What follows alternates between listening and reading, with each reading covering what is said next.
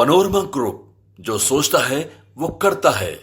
महागठबंधन की सरकार चलाते समय जब नीतीश कुमार काफ़ी असहज नज़र आ रहे थे तो हमने आपको बताया था कि नीतीश कुमार के पास विकल्प खुले हुए हैं।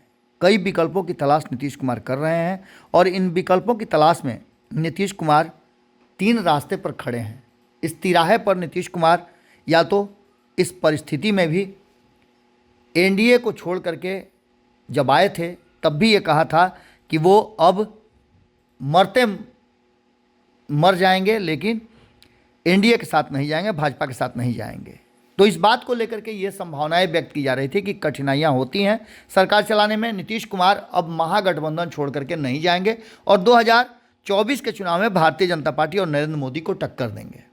दूसरी तरफ जब और ज़्यादा असहज हुए, ये संभावनाएं व्यक्त की जाने लगी कि भारतीय जनता पार्टी ने नीतीश कुमार की तरफ से अपना जो तीर का निशाना था वो घुमा करके राष्ट्रीय जनता दल की तरफ कर लिया है, तो बार बार ये चर्चा शुरू हो गई। हमने आपको बताया भी था कि ये दूसरा रास्ता है जहां नीतीश कुमार जा सकते हैं, लेकिन इन दोनों संभावनाओं के साथ हमने तीसरे संभावना की भी बात की थी कि जिस तरह से नीतीश कुमार ने प्रशांत किशोर को अपने आवास पर बुला करके बातचीत किया था और उसके बाद प्रशांत किशोर ने उन बातों को किसी अलग अंदाज में पेश किया था। कहा था कि प्रशांत किशोर नीतीश कुमार की तरफ से आया था कि प्रशांत किशोर मिलना चाहते थे।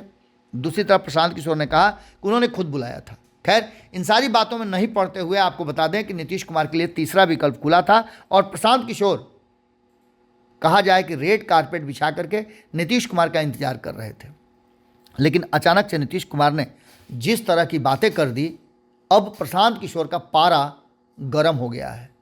शब्दों की मर्यादा भी प्रशांत किशोर भूलते नजर आ रहे हैं और उन्होंने नीतीश कुमार को धूर्त तक कह दिया है। बिहार के लोगों को ठग रहे हैं नीतीश, ये कहते हुए उन्होंने कहा है कि बिहार की जनता सूद समेत वापस लेगी, लोकसभा चुनाव बस छोड़ दीजिए, हमने नहीं कहा कि आप पलट जाइए।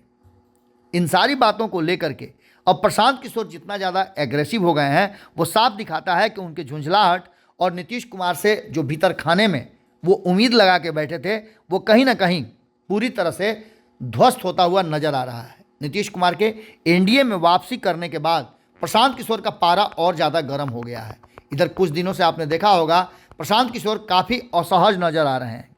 आपको बता दें कि प्रशांत किशोर ने जिस तरह से ये सब्ज बाग दिखाया था कई नेताओं को जो बिहार में अपनी अच्छी पहचान रखते हैं उनको, कि वो 2024 और 25 में उनके साथ खड़े हैं और उन्हें चुनाव लड़ा करके वो जिताएंगे भी। लेकिन अब जिस तरह से प्रशांत किशोर बातें कर रहे हैं वो साफ बताता है कि प्रशांत किशोर असहज नजर आ रहे हैं। उन्होंने नीतीश कुमार को पलटू राम भी कहा है और उन्होंने कहा है कि 2025 के चुनाव में ये गठबंधन भी नहीं चलेगा। इस घटना से भारतीय जनता पार्टी को नुकसान होगा और एक बार फिर से 2025 का सपना लेकर के प्रशांत किशोर लोगों को कहीं ना कहीं अब एक बार फिर सपना दिखाने लगे हैं।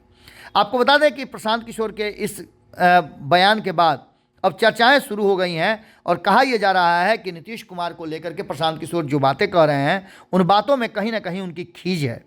नीतीश कुमार जिस तरह से एक बार फिर एनडीए के साथ सरकार बनाए उसके बाद प्रशांत किशोर के सपनों पे पानी फिर गया है।